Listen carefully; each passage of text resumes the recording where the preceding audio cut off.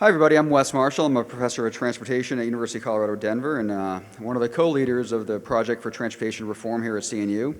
And I have the great pleasure of introducing Don Shoup to you in a second. Before I do that, I want to talk for a second. One of my favorite things to do at CNU is ask people their origin story, like what brought them here, because a lot of us are superheroes, and like any good superhero, there's a lot of good origin stories out there. Many people started in some horrible situation, ended up going to a place where it was the opposite, and they had sort of a realization that things could be different. I, on the other hand, grew up right near Boston, and that was a place I could walk or bike all over town as a kid, and it was great. It wasn't until after going to engineering school, coming back, getting a job at a what would be thought of as a more progressive planning and engineering firm, I still started to realize that the things we were building weren't as good as the built environment around me.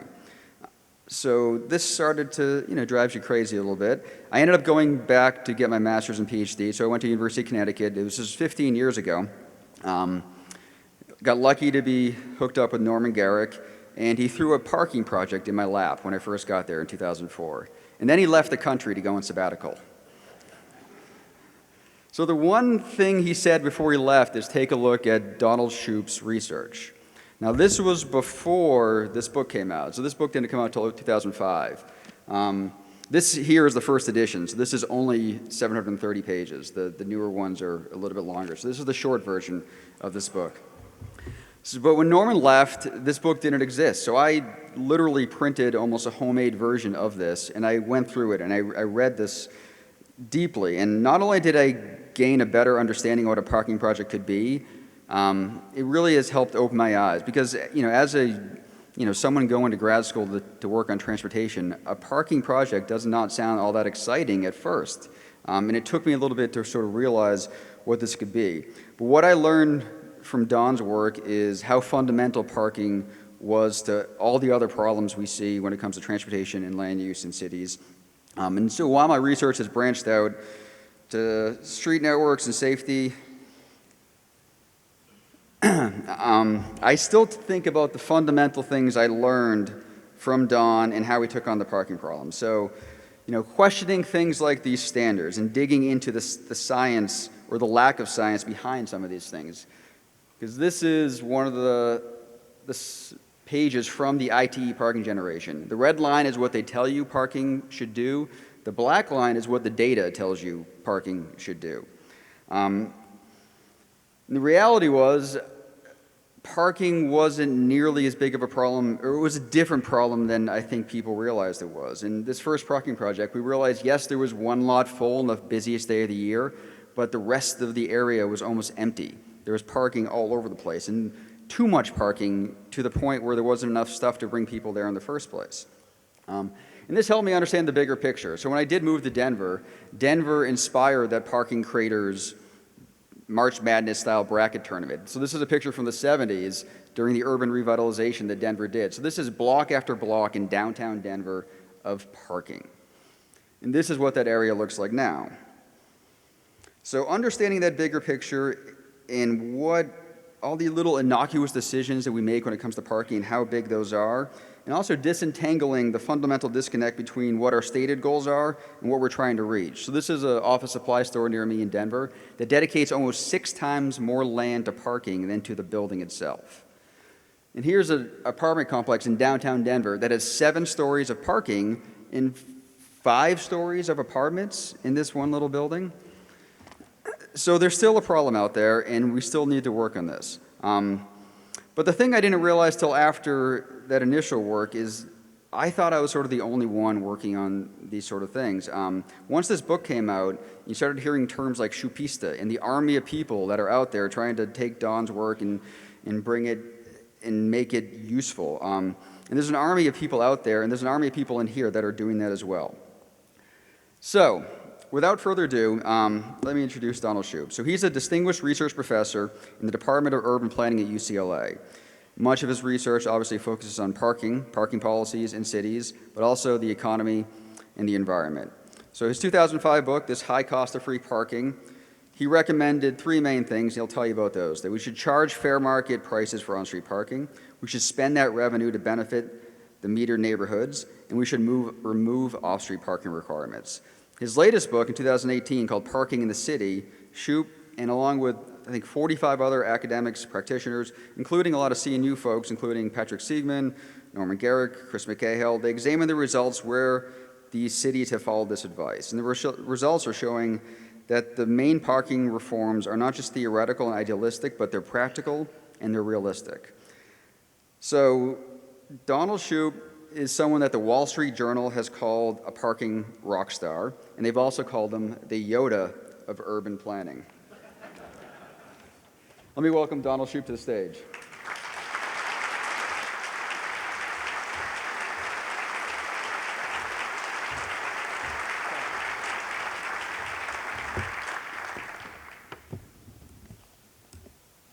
Well, thank you for giving me the opportunity to speak to you today. I was pleased to learn that I'd become a parking rock star, but I know that's not the same thing as a real rock star.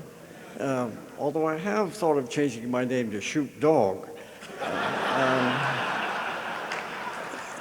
And I was pleased to be called the Yoda of urban planning until I remembered from Star Wars that Yoda was 800 years old. And almost everything he said seemed to me like cryptic nonsense. Well, I think parking is important because the average car is parked 95% of the time. And in an audience this large, some of you were probably even conceived in a parked car. Well, too much of the United States looks like this view of Silicon Valley. And we tend to ignore this asphalt blight when we're parked free in it, as all these cars are. But parking is free to us only in our role as a driver, because we pay for it in every other aspect of our lives, whether you're a tenant, an investor, or a homeowner, or a taxpayer. Somebody has to pay for that parking, and it's everybody except the driver. And this pattern just continues everywhere throughout Silicon Valley, because that's what the city of San Jose, where this is, that's what the city requires. Here's the parking requirements for San Jose. I just converted them into the size of the parking lot for 1,000 square foot of the building. The green is the building and the red is the size of the parking lot. So for a restaurant, the parking lot is 8 times the size of the restaurant itself. And you wonder, where do these parking requirements come from? Here are Louisville's parking requirements. You certainly want everybody to drive to a tavern, don't you? Maybe you hope that everyone in your fraternal club will come to your funeral. Louisville does exempt the downtown from parking requirements, but these apply everywhere else in the city. And like every city's parking requirements, they look scientific, as though planners must really know something. This goes on for 10 pages of the zoning code. How could that have been legislated without somebody knowing exactly how many parking spaces are needed everywhere? But I suspect that no planner in Louisville or any other city could rationally explain the origin of these numbers. Well, there are 2 different views of parking requirements. The conventional planners' parking requirements, this was from 1944, and the city of Los Angeles, the county, had understood at that time that you really have to have as much parking as there is building. There's as much space for cars as there is for people. But there's a new view of this, and that comes from the Congress of New Urbanism. And I think that most of you probably subscribe to the new view. But even in the new view, there are still parking requirements. Here's from the Smart Code. And conventional Euclidean zoning says that the size of the building determines the amount of required parking. But the smart code turns it on its head and says that the amount of parking determines the allowable size of the building. And the parking requirements are not, they're certainly lower than conventional requirements, but they're still there. The smart code requires 3 spaces per 1,000 square feet of retail, and this is the only limit on the allowed floor area. And they're not low for a city center. Say, Louisville has no parking requirements at the center. So in some ways, the smart code's parking requirements are higher than in many other cities in their downtown. But they're lower than they are in the rest of the city. Well, where do planners get these numbers? They come from a book called Parking Standards. This is the first page of 8 pages of parking requirements. The book is called Parking Standards, as though standards are certainly, they must be a good thing, but the report says nothing about standards. It doesn't say what parking requirements should be. It just said this is what the parking requirements are in other cities if you want to copy those parking requirements. So there are 700 different land uses because every land use has to have its own parking requirement. And here is the first page of it. These are the parking requirements for an adult land use. For 8 adult land uses, adult bookstore, adult massage parlor, adult toy shop, things like that, how do planners know the difference in the demands for all these land uses? And this is published by the American Planning Association. If you think that's what planners think that America ought to look like, we're in trouble. And when you look at the parking requirements, each one taken alone looks a bit sensible, say, especially if they're per person. So for a barber shop needs 1 parking space for the barber and 1 person in the barber chair. But there are gender differences that are a little bit hard to explain. But they all seem to require at least 1 space per person, except for religious uses. And even then, there are gender distinctions. But when you get away from the number of people, we rely on the number of spaces per 1,000 square feet, which is sort of easier to understand. But anytime is more than 3 spaces per 1,000 square feet, that means the parking lot is bigger than the building. But that doesn't work for some land uses, so you have to get a little bit more inventive. But it has to be per something. And so planners have troubles with this, and even for the afterlife.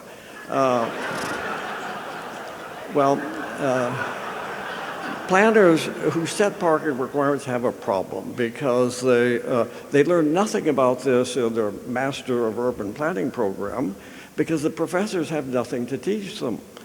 They don't know anything. There's so many things they don't know about parking before they set the parking requirements. They don't know how much the spaces cost. Surely that would have some effect, wouldn't it? Or how it increases the cost of housing or anything else. If they're very expensive and you require a lot of them, it must make it very expensive to develop it. Or how it affects the way the city looks. That must be important, isn't it? But when they're just expressed as numbers, just as ratios with no images in, that there's a lot that's not known, or how they affect what we really care about is traffic congestion and air pollution and fuel consumption and now CO2 emissions, and they don't have any trading. So all of these hundreds of parking requirements in hundreds of cities, the 10,000 commandments for parking, are based on next to nothing. So I think the problem is we've politicized what should be business decisions and are governmentalizing what should be a private decision. But it seems very difficult to remove these parking requirements once you have them. Zoning requires several homes for every car, but ignores homeless people. And I was thinking of your statement on inclusion, which is very inspiring. But when you look at a zoning code, the real inclusionary aspect of it is to include cars. Everything has to include cars, or it cannot be built. So how could this be converted into something else? When you actually get down to the parking requirement, the parking lot of this building, it's quite nice. The landscape requirements make it look good. It's a beautiful area. It's a great place to be if you're a car. And it increases the landscaping increases the amount of land that is devoted to cars, because the 333 square feet, which is the average size per car for a parking lot, is more 500 or 600 square feet when you have these large landscaped areas. Well, suppose you removed the parking requirements and said that we figured out a way you could remove the parking requirements. What could happen here? Well, you could do anything with Photoshop. I took these buildings from the University of London. They must have just been cleaned. And they probably are not appropriate for Silicon Valley. So I took some buildings from downtown Los Angeles, more garden variety downtown buildings. They're 6-story apartment buildings with ground floor use. I think there's a school on the ground floor. And if you built that, it's all under one ownership. There's not brownfields. There's no land assembly problem. It's ready. It's work adjacent, just where you want the new housing to be. And it doesn't cost anything to the Cisco Systems is the owner of this campus, as it's called. And the people could walk across the parking lot to work, I suppose, if they worked there. And if that worked out, you could add another bit on the perimeter, these, as you call it, liner buildings. And if it turns out that that's much more profitable than empty parking spaces, you could just keep on going. And if you're walking along the sidewalk, it would look like a real city. And it would provide a lot of housing where we really want it. This is what it looks like in downtown Los Angeles. And it's certainly better than a parking lot. It may not be the best building for the site, but it's certainly better than a parking lot. So I think that there are a lot of very good effects of these liner buildings for parking lots. That consider all the complaints that we have in the Silicon Valley, that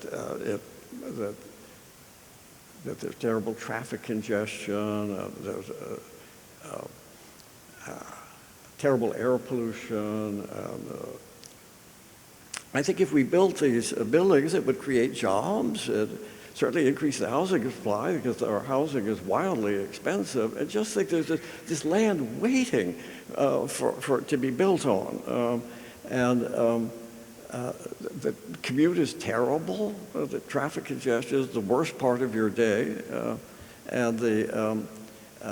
Certainly will import fewer cars and fuel, because we can import cars and fuel. We can't import apartment buildings, so it would create jobs, I think. And certainly the things that we really care about is traffic congestion and air pollution. If you want more housing and less traffic, you shouldn't require all housing to include parking. So these new buildings wouldn't have to provide any parking. There's parking between the houses and the office buildings. And there's a lot of technology that is now available for charging for parking. I think when I go to parking conventions who sell this equipment, I always say it'll increase the demand for this technology. And we have to say it could even help save the planet. So as Wes said, I recommend 3 basic things. Is you can't get rid of these parking requirements until you manage the curb parking properly. Is that if you began building over this off-street parking with housing, you're going to increase the demand for parking at the same time as you're reducing the supply. So you have to charge the right price for curb parking, which is whatever the price is that creates a few vacant spaces. Equilibrium between demand and supply, when there are about 1 or 2 open spaces on every block. about 85% occupancy. It's the lowest price the city could charge and still have 1 or 2 open spaces. And then to make this politically popular, if you spend that money to pay for public services that the residents want. I was talking to somebody from Massachusetts earlier yesterday, and I was trying to think of, well, what is it in the town of Newton, Massachusetts, that would cause people to want to charge market prices for permits? I said, well, maybe you could shovel all the snow off the sidewalks. And that's a terrific problem, one that had never occurred to me, I'll say. In Los Angeles, we need to have the sidewalks repaired. But whatever the neighborhood thinks is the most important thing, I think you ought to start by asking the neighborhood, well, what is it that you'd like to have? Would you like to have free Wi-Fi in your neighborhood? Would you like everybody to have a free bus pass? We can pay for all of these things if we start charging for curb parking. And this revenue return, to be very flamboyant about how you spend the revenue to benefit the residents, who are the ones who are the stakeholders. And then you could reduce or remove off-street parking requirements, and then this freedom from parking requirements will allow you to have these liner buildings that I was showing. Well, San Francisco was the first city that has started doing these demand-based parking prices, to give you 1 or 2 open spaces on every block. It's very easy to state what is the goal. The city council abandons the idea that we'll set the parking requirements. We're going to set the result we want to see. And then it's up to the staff to adjust prices by time of day and location to get the result. And the city council can just look at the street and see whether the staff is doing a good job.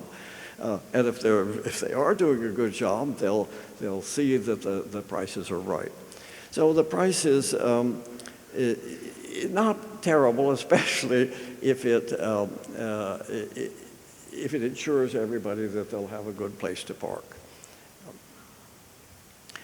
In San Francisco, when it started this policy, they very wisely hired graphic artists to explain what the issue is. That in this case, one block is over-occupied and the next block is under-occupied.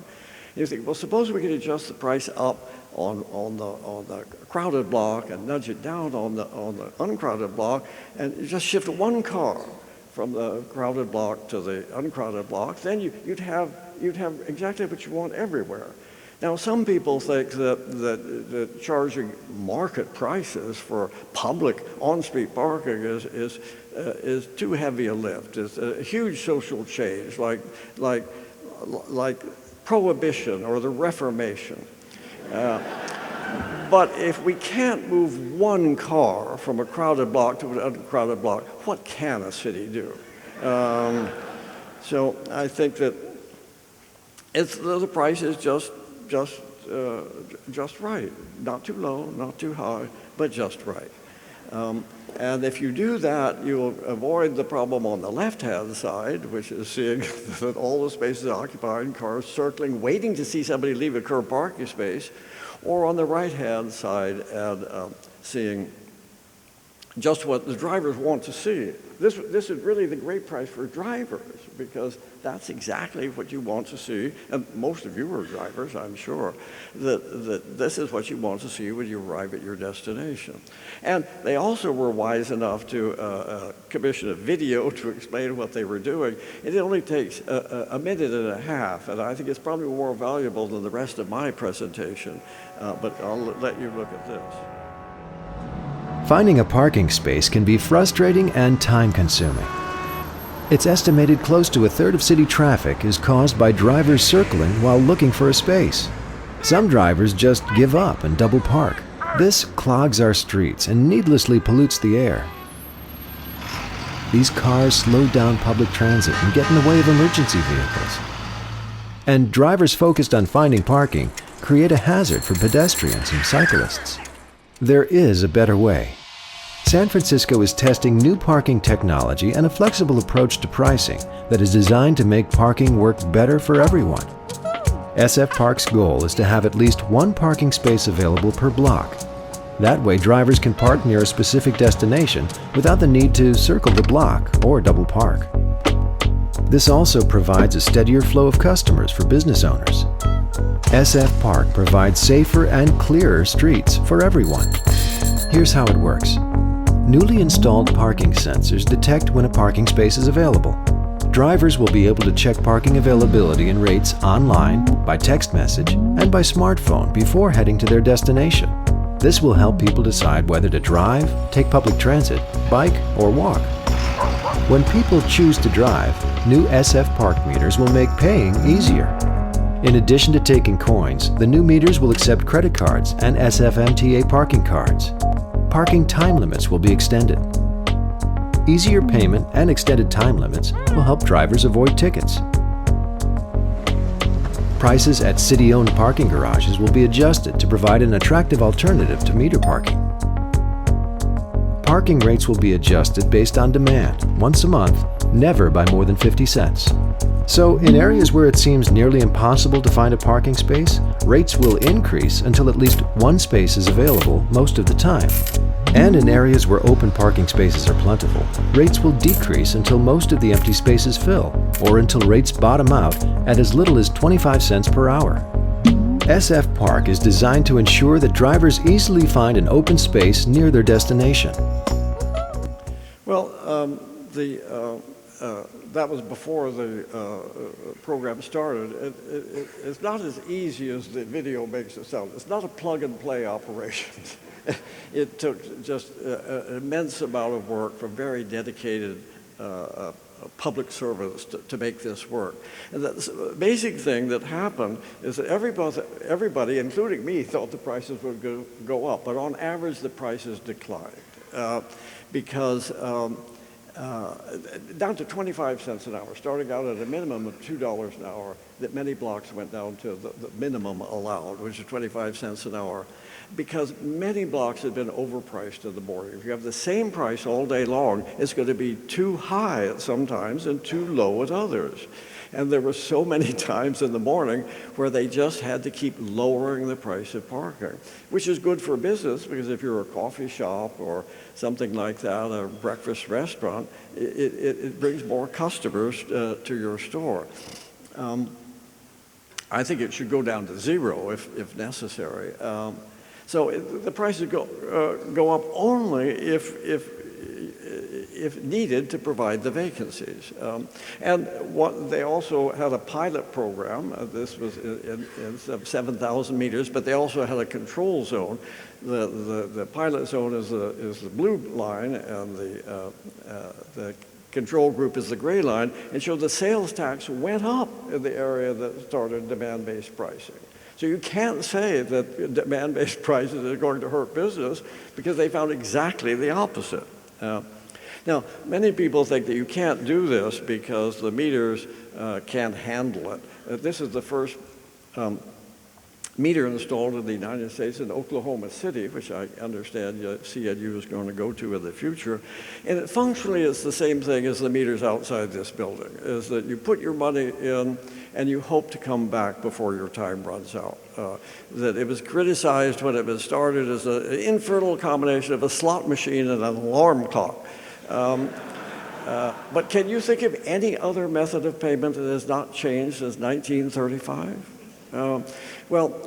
Fortunately, since my book was published, there's been an amazing explosion of parking technology. That this is that the meters, even though they're electronic here, they're the same as the original ones in 1935.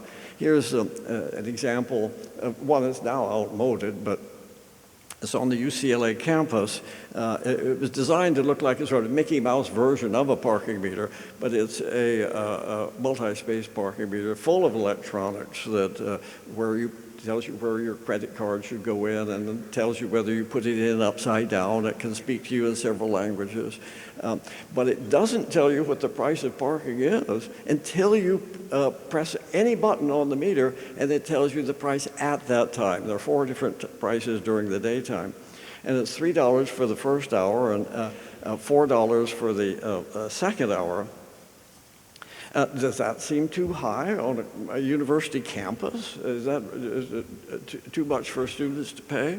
Well, many of you probably suspect that professors have a lot of spare time on their hands, and they do. So I set up my camera across from one of these meters, looking at 8 spaces, which is the average number of spaces on a typical urban block. They're not parallel, but still there are parking spaces. And this is what you would like to see when you arrived. One space available out of 8. And you can see somebody paying at the meter. So there's a lot of payment going on here. So I took a picture every 4 minutes to see what happened. And cars came and went. Usually there was 1 or 2 open spaces. Once there was all occupied, but quickly there was another appeared. Usually there was somebody paying at the meter. And I think that's as good as a parking system is going to get, that it's always something available. The 2 at the end never move, because you could park for 2 hours. Now, I only photographed it for 1 hour. Once there were 3 spaces available, that filled up. So I don't think you can get it better than that. And I would ask you, did the parking meters work as well in your city as in this picture? Does the parking work as well in Seaside as it works outside this law library at UCLA? So I think that the right price is easy to explain. Should the price be higher? Well, if it were higher, there would be many more vacancies that are unnecessary, and maybe it would be charging the students too much. Should it be lower? Well, I don't think so, because then the drivers would be frustrated that they would circle and look for a space. It's the Goldilocks principle of parking prices, and it's rather like the Supreme Court's definition of pornography. It's I know it when I see it. And that's all there is to it. That there's no mathematical modeling or consultants involved and saying, well, what should the price be? You just look at the results, and it tells you whether you've got it right or whether you should raise the price or lower it. So I think we've grown up in a world when we expect so many things to be free, especially information wants to be free. But I think parking wants to be paid for. And the reason it wants to be paid for is to prevent cruising for parking, which is driving around hunting for parking. Here's the results of, I think, 20 studies on 4 continents starting in 1927, where traffic engineers tried to estimate what percentage of the traffic was hunting for parking and how long it took to find a parking space. The first study was appropriately done in Detroit in 1927 by a very famous traffic engineer. And on average, whether they were only looking for parking, for cruising in places where they expected to find it. This is not in general. It's just in places where there's a lot of cruising, and they estimated what it was. So it was about a third of the traffic in these cities was cruising for parking, and it took about 7 minutes to find a space. One of the cleverest studies that was done in Chicago just before World War II, where they stationed students at every intersection with accurate watches, and they noted the license plate number of every car that passed, so they could recreate at exact time, so they could recreate the path of travel. And some people, like in the lower left, they were fixated on one parking space, one block, and they just kept circling that block. Other cars were sort of more inventive, they're hoping that things would be better on another block, and trying something new. But it's always frustrating. You've all done it. It just seems so unfair. The space that should be meant for you is taken up by the guy right in the front. And it leads to very dangerous behavior. That I've seen cars in Westwood make a U-turn right in the middle of the street if they see a space open up on the other side. I've seen it cause accidents. I got here a couple of days early, and I was taking photographs of the traffic, and it's sort of grainy images, but here's what I saw.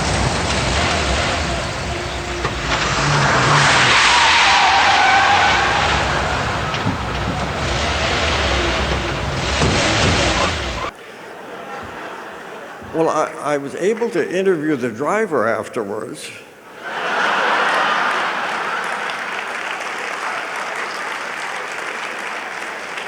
And she told me she always does whatever it takes to get a free curb space. Well, there are a lot of new uses for the curb that we have to think about, not just parking. That loading zones are very important, and bus stops. Those are the three things that the curb had been dedicated to for a long time. But now we have bike lanes and shared bike stations, outdoor restaurants, and places for Uber and Lyft to stop. There's a lot of competition for the curb, and keeping it free and with signs saying what's available at what time is a very clumsy way of doing it. And it doesn't lead to the highest and best use, the best use of the curb. Here's an image in New York. Is a bike station a good use for this? There are three parking spaces on one side of the street and a bike station on the other side. How many people are arriving and leaving from the curb parking spaces versus from the bike station? That there are 200 people in an hour arrived and left from the bike station, and just 11 from the parked cars. So I think that if you just look at the results, you'll find that maybe there are better uses for the curb than one or two or three parked cars. Empty cars. Are empty cars the best use of this valuable land in downtown? And by the way, I should say, I think Louisville has, at least in the area that we are, has done wonderful work on its managing the curb. It's very handsome. The meters seem to be properly priced. So I think to make this market solution politically feasible, the cities should create these parking benefit districts to use the revenue to pay for public investment on the metered streets. And this should create the political support for the policy of Goldilocks prices for curb parking. Let's look at Pasadena, which was a site of the CNU several years ago. It was after the parking meters were installed. That most people think of parking meters as providing no benefit at all, that it's just a way to extract money, who knows, to pay for the Iraq War or something, or give it to the UN. It has no political support, and most people think of the planners as that they just want to, it's a war on cars. But I think that it's un-American to charge for curb parking, but I think it's very American to charge people for what they use. We didn't become a great nation by being a bunch of freeloaders, except for curb parking. And here's a picture taken during the 1984 Olympics in Los Angeles, near the Coliseum. But it happens at every event at the Coliseum, is that the nearby residents park their cars on the street and rent out their driveways and backyards for the ticket holders. So if the residents know that they're going to get the money, they understand that it's a valuable resource. And they have, many of them have regular users that people come to their house every time they go to the Coliseum. So I think it is, if you use the revenue properly, that people understand the necessity or the appropriateness of charging for parking. And in Pasadena, they had free parking forever. And the old Pasadena had been one of the premier shopping centers in the United States. But it had decayed like so many downtowns. Here's some quotes from the plan for old Pasadena. That they were wonderful buildings in terrible condition, rather like what Louisville must have faced when it started its revival. And here's what it looks like now. 30,000 people on a typical weekend come to just walk around and enjoy the area. In the past, all the buildings were empty above the ground floor, and even the ground floor was empty for many of them. Well, what led to this change? That I think it was these parking meters with revenue return. The city wanted to put in parking meters. The merchant said, no way, that'll chase away the few customers we have. They knew that their employees parked on the street and moved their cars every 2 hours to avoid getting a ticket. But they thought that there's not enough parking for our customers, and that if you charge for parking, our employees can't pay for that. But the city finally offered to return, if we put in the meters, we'll return all of the revenue to what you want most. And they had a vision, a new urbanist vision, I would say, of what they wanted. They wanted to rebuild all their sidewalks, which were in terrible condition, and to have historic street furniture and street trees, all the public amenities that a good neighborhood would have. So they knew what they wanted, but they didn't have any way to pay for it. And the city said, well, here's a way to pay for it. And I think that's the way to do it, is to ask the neighborhood, what do you want? And then they said, here's the way to pay for it. As soon as the city said, we'll return the revenue, not like every other city, giving it straight into the general fund, it will come right back to you. And the merchant says, that's different. Why didn't you tell us that? Let's run the meters till midnight. Let's run them on Sunday. Let's charge a high price. It was simply the commitment to spend the revenue on the neighborhood's highest priority is what led to a torrent of money. They rebuilt all the sidewalks. They actually borrowed the money, I think $5 million to rebuild all the sidewalks, since you can borrow against future parking meter revenue. Here's a quote from one of the business leaders in the area, that they appointed a citizens advisory board to provide a nexus so that people knew that there would be the local priorities would be respected. And she said, what was it? When we figured out that the money would stay here, that the money would be used to improve the amenities, it was an easy sell. Now, how many times have you heard that parking meters are an easy sell, running them until midnight and on Sunday? And there's some before pictures and after pictures that they took off years of paint and to restore buildings, and as you know, historic preservation is very expensive. But once the city had done what only the city could do, which is to improve all the public amenities, the private sector came through what only the private sector can do, is to invest a lot of money in historic preservation. It wasn't financially feasible to restore old buildings because, if you follow the regulations for historic preservations, you have to do a good job. And the rents would not support the preservation. But once the city had done everything it could to improve the public amenities, then the private owners restored their buildings. Here's an old tire warehouse that had been empty for many years. It became a department store with no parking. And here are the alleys that are typical American alleys full of dead animals and mattresses and things like that. They cleaned it up, put their wires underground and planted trees, and now they're for outdoor cafes and things like that. The people just love to come and wander around in the alleys in Pasadena. How many cities have alleys that people want to walk around? This was a commercial slum 35 years ago. So I think these parking meters with revenue return made a huge difference. So I think these parking benefit districts have several advantages, but when you think of it in terms of how the city works, that it's a transportation demand management tool, that you don't want people driving around hunting for parking and saying that there's a shortage and we ought to build more parking structures and things like that. So it has, as a transportation tool, it's very valuable.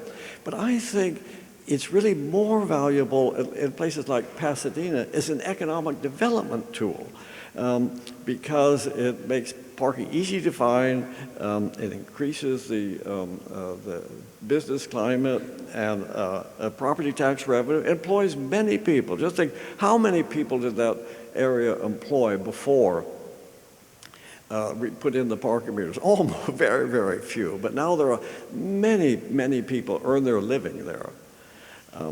So I think that there's a lot of political support across the political spectrum for market-priced curb parking. Say, on the left, it pays for public services. It increases public spending. And on the right, it decreases regulations. So I think you can get, if you have market prices with revenue return, you can get a lot of support from very different groups of people, especially those who want to see more public spending, and people who think that the best way to handle these things is to rely on markets and less than government regulation for minimum parking requirements. That I should include is charging the right price for curb parking, spending the revenue in the area, and removing off-street parking requirements so that the parking requirements don't impede the reuse of older buildings. That you can't say, the city won't say you can't open a restaurant here because you don't have the required parking, because there is no required parking. You can do what you want with your building. I think that the parking requirements are so onerous that they impede the development of most areas. I think if cities tried to manage any other part of our lives the way they manage off-street parking requirements, we'd all be members of the Tea Party.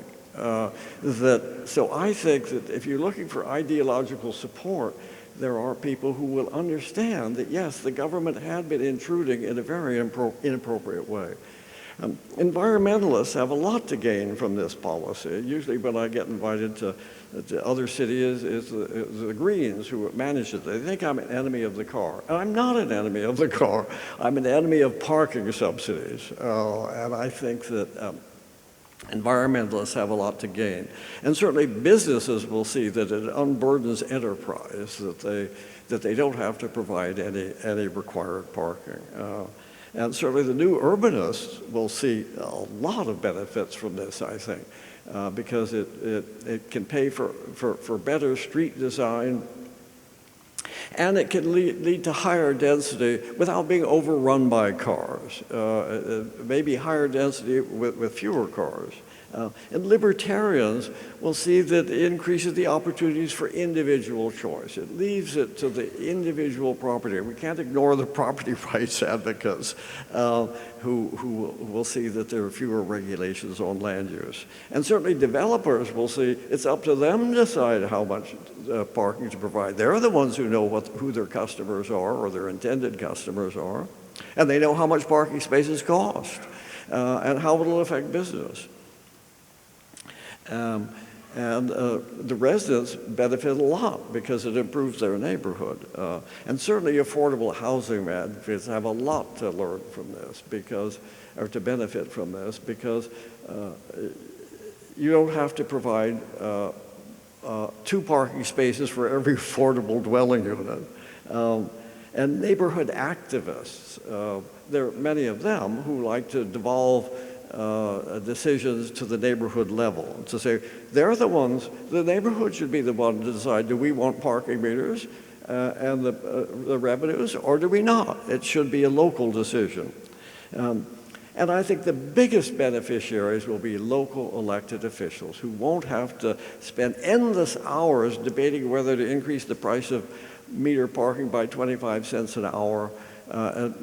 Meetings that go on till midnight about the most trivial parking issues, with all the city elected officials having to pose as being experts on parking, and when they're really just bored to tears with it. What will we do with all the cars we won't need? Well, here's a sculpture called long-term parking. I do like that. And what about all the parking garages that we built and that we won't need? Well, there are better uses for them, at least if you have young people available. Well, a planner can't do anything better than to conclude with a quote from Jane Jacobs. And I think we aren't a wealthy country because of what you and I have done. We live in a wealthy country because we were born here, or we arrived here. And we owe a lot to the past. And I don't think we're making enough gifts to the future. I think our parking policies are preventing us from making gifts to the future. And for those of you who are, for whom climate change is a very high priority, the parking requirements are the opposite of gifts to the future. It's stealing from the future for our welfare. There's a quote from President Eisenhower in his famous farewell address. He added this quotation. And we now seem to be plundering the resources of tomorrow at a rate that President Eisenhower could not have imagined. When you look at all these gargantuan parking garages in both cities, including Louisville, you think that they're just for cars, just for empty cars. And if you look at the world through parking eyes, you'll see that these large parking garages are nowhere near full. They're expenditure without any benefit. Well, it's not often that you get a university professor ending with two quotes from two Republican presidents, but Abraham Lincoln, of course, was our greatest writer, and I think our case is due. And it's time to think anew about parking and to act anew. Well, I think the parking problem, no matter what we do, drivers will always complain about parking. Unless General Motors succeeds in a program that has been kept under wraps from now, but if they succeed, that the parking problem will disappear.